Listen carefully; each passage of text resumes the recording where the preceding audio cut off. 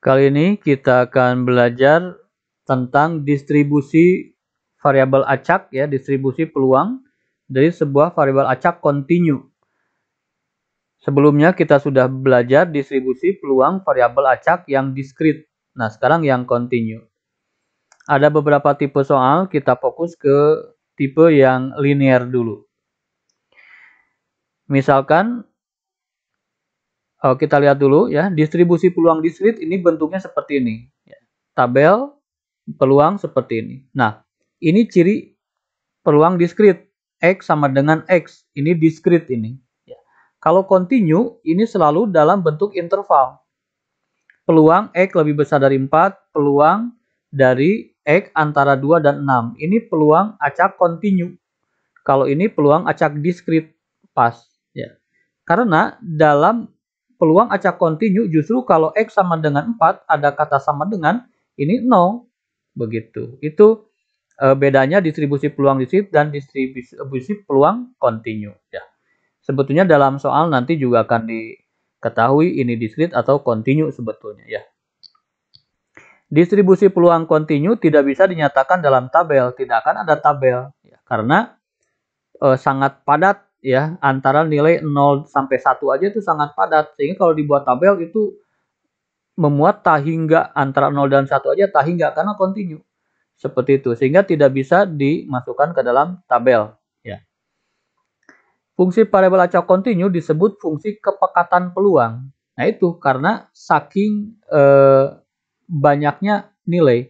Kalau diskrit antara 0 dan 1 itu tidak ada lagi.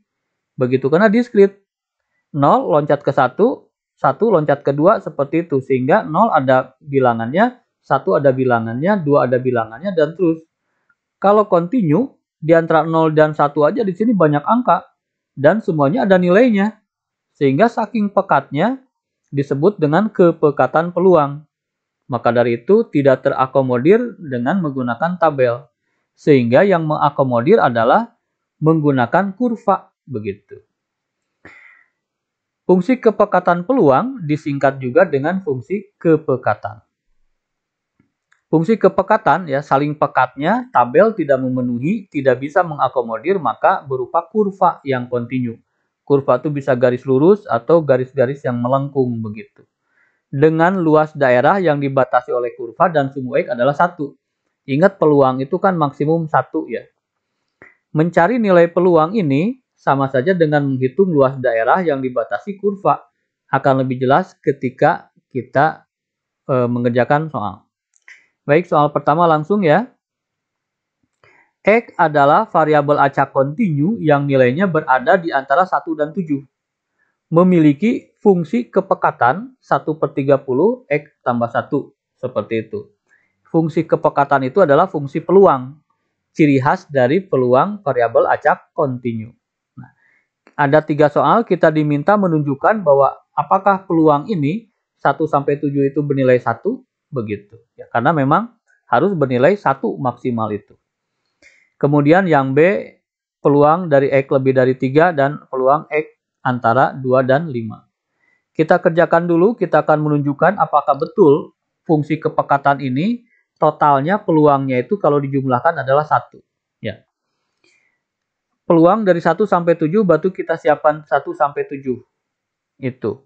Nah, sangat gampang sebetulnya, tinggal disubstitusi saja. Berarti X-nya ganti dengan 1.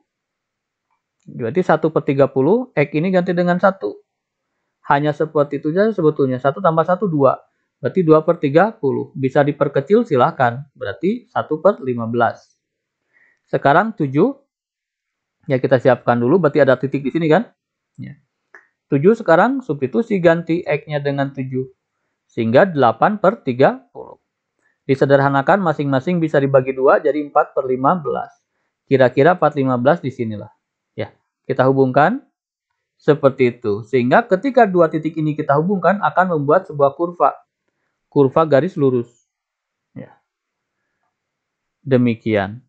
Nah, untuk menghitung peluang antara 1 dan 7, kita sama saja dengan menghitung luas daerah ini. Ya, antara sumbu X, ya, dibatasi sumbu X tidak ke bawah, di sini, dengan garis.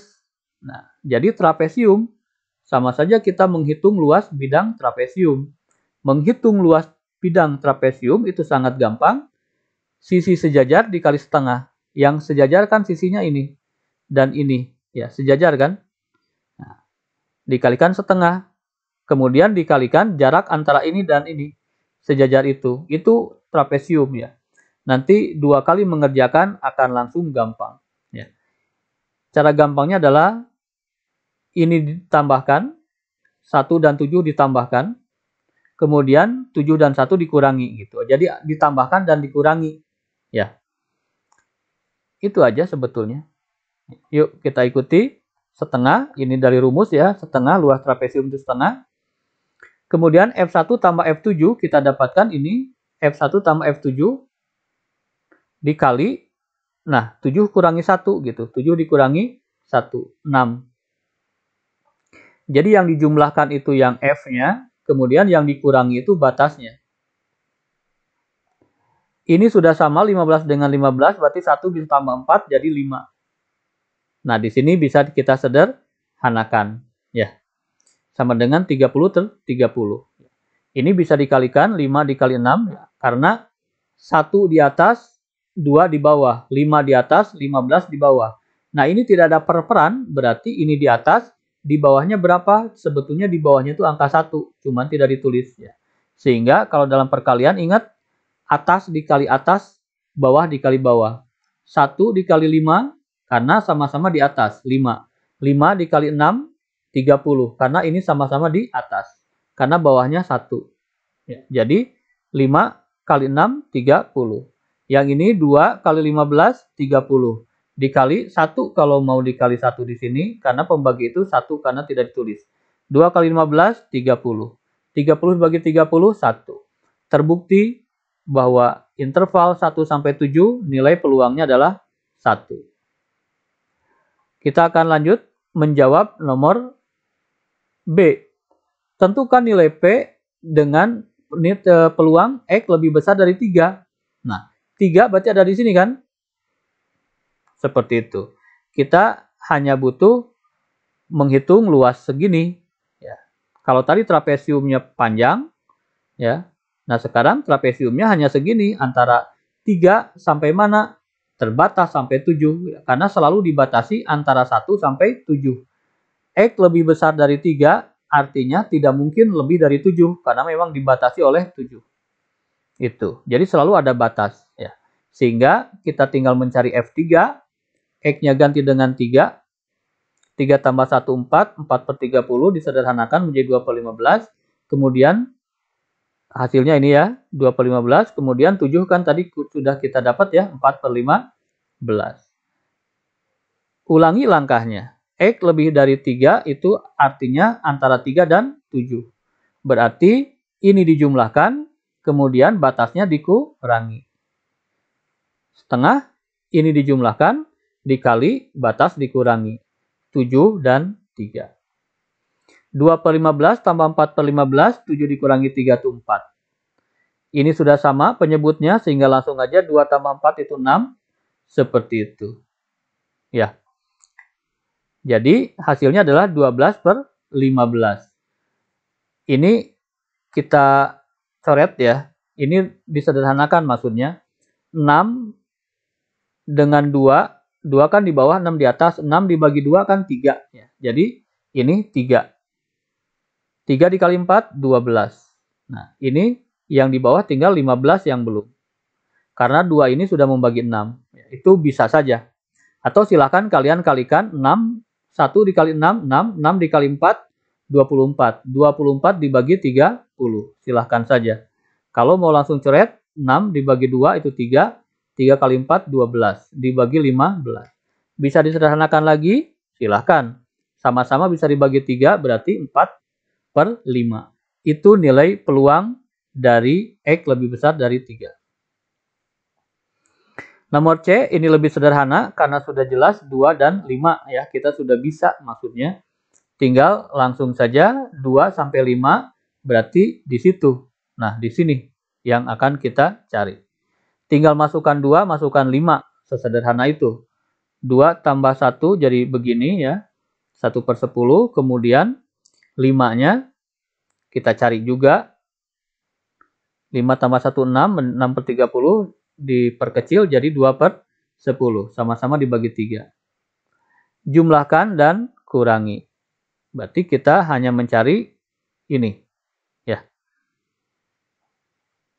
Jumlahkan dan kurangi. Sehingga 3 per 10 seperti itu. 3 kali 3, 9. 2 kali 10, 9 per 20. Itu nilai peluangnya dalam fungsi kepekatan ini. Ya, sangat gampang ya. Soal 2 silakan bisa dicoba dulu, nanti kita cocokkan jawabannya.